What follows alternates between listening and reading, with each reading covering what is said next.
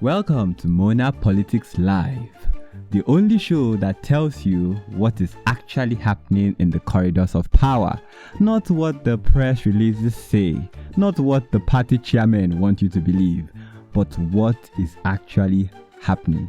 Tonight, ahead of what promises to be a historic emergency session of the Model National Assembly, we are breaking down everything you need to know about the political landscape of the Federal Republic of Mona, because this is the truth most people won't say out loud.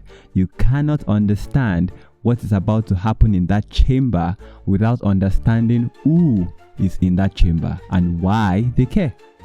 So let's talk parties. Mona operates as a multi-party democracy.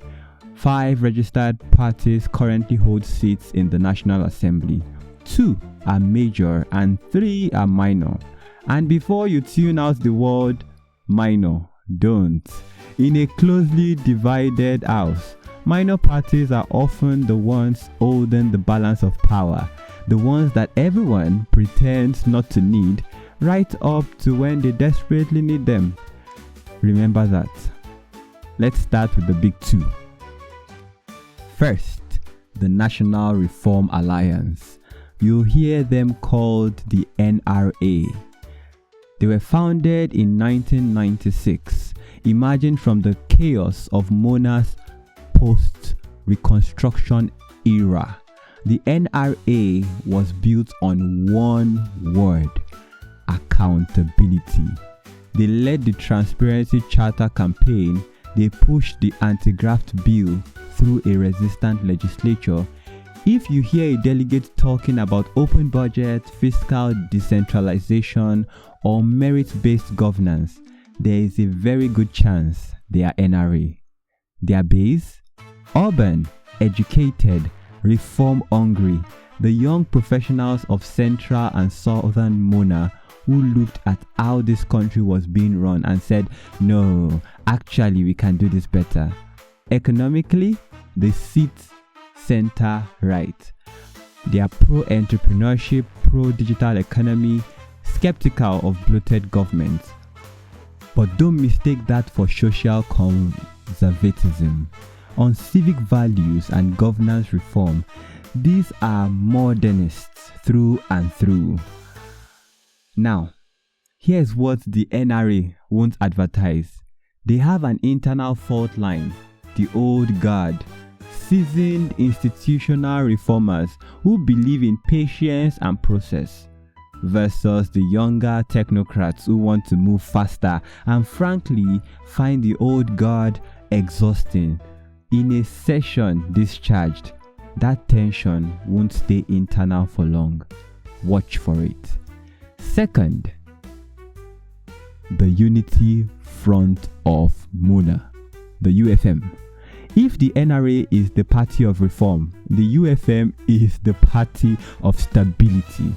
Founded in 2001, in the immediate aftermath of the Ethnic Reconciliation Accords, the UFM was assembled by regional leaders who had watched Mona nearly tear itself apart along tribal and sectarian lines and made a deliberate choice. Unity first, transformation later, maybe. Their base is predominantly northern and interior Mona, traditional rulers, rural communities, and faith-based organizations who believe that moral order is the foundation of good governance. Economically, centrists. Socially and morally conservative. They believe in strong central authority, in governance guided by faith-inspired values, and in the idea that Mona's diversity is best managed through unity, not through the celebration of differences. Their motto: one Mona, one people. And here is what the UFM's own leadership won't say at a press conference. The party is quietly divided. The faith bloc, conservative, influential, and not going anywhere, wants legislation that reflects religious and moral values. The Unity progressives, younger, more inclusive, increasingly impatient, want the party to evolve before it becomes irrelevant. Both factions will be in that chamber on March 28th. They will not always agree. Now, the minor parties. There are 3 of them, each of them small, none of them are quiet. The People's Democratic Movement, the PDM. They are center-left, social democratic. They were founded in 2008 by young legislators who were frankly just fed up with elite dominance, fed up with the same families, the same networks, the same old compromises, dressed up in new language. The PDM wants gender quotas in public offices, community ownership of natural resources, proportional representation, free tertiary education. If the NRA is a reform party from the top down, the PDM is reform from ground up. And they are not interested in being patient about it. Their base: students, women's groups, civil society organizations, urban but deliberately not elites. Their motto is equity, voice, justice. In this session, the moment resource ownership and community rights come up, the PDM will have something to say loudly. The Conservative People's Bloc, the CPB. They are the oldest party on the list. They were founded in 1992, and here is everything you need to know about the CPB.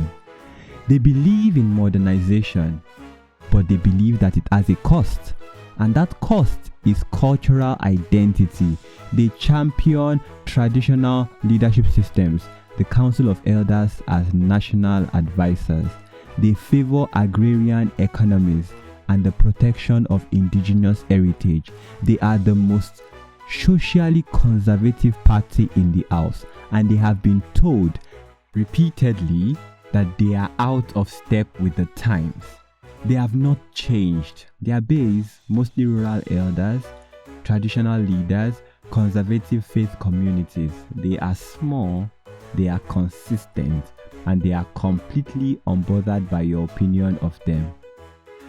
Their motto is tradition is strength. Do not dismiss them though in a session where ancestral land rights are on the table. That would be a mistake. Finally, the Progressive Economic Congress, the PEC, the newest party on the floor. Founded in 2015, these are the economists, the technocrats, the data people. The PEC's founding argument was simple. Mona's problems are not political, they are structural. Fix the economy through privatization, foreign direct investment, STEM education, and public-private partnerships, and everything else will follow.